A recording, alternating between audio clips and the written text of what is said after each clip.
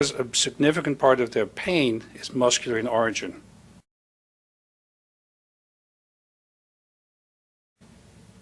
Have you ever noticed that all the specialists we have here, there's not a single medical specialist that specializes in muscle? That's the one organ that somehow got forgotten when we dispersed. Who's going to do what organ? We have a urologist here, we have brain people, we have dermatologists, gastroenterologist, cardiologist. Name any organ, there's a specialist with it except muscle.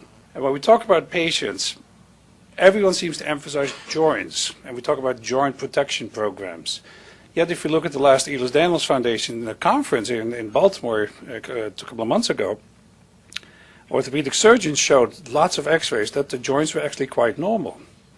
Hypermobile, but not the joints are usually not the problem, although that's where often people describe their symptoms. So we can talk about what's come first. Is it the muscle, is it joint? Muscle is the dynamic mover of the bony structures. The joint is really a passive place where two bones meet, with the capsule and some very loose ligaments usually in these cases. One thing I see with all, and I mean with all Ehlers-Danlos syndrome patients, is that they develop contractures over their loose joints. Not contractions, contractures. It's not that they're contracting in this case. This is one of my Ehlers-Danlos patients. She's not constantly contracting her biceps and triceps muscles.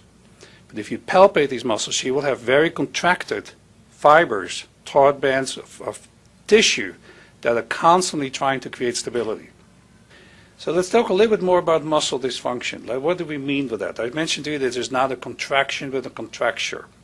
Normally when we contract muscles, all of you are sitting here, and if you wouldn't contract your muscles, you'll all be falling out of your chair. That is normal electrogenic stiffness, meaning that there is still a signal to your alpha motor neuron telling your muscle to contract. There's still a release of acetylcholine that tells your muscle to maintain some level of contractibility, otherwise you fall out of your chair. That's not what we're talking about. What we're talking about is a contracture, a contraction that does not require a signal, but that's independent of EMG activity, and that's, I think, what all patients with Ehlers-Danlos syndrome actually do. Then we get to basically the myofascial pain, because myofascial pain is characterized by the presence of those contractures or taut bands. And the problem is they hurt. The C lines in the sarcomeres are very, very close together. This is a permanent contracture inside the muscle that is independent of what you want to do, and stretching does not help. All our Ehlers-Danlos patients want to stretch. Well, they don't need to stretch. They're too loose already. They should stop stretching. But I believe that they try to get rid of these contractures, and they're not successful at it. If you measure electrical activity in these taut bands, in these contractures, you see enormous differences between being in the point and half a centimeter away from it.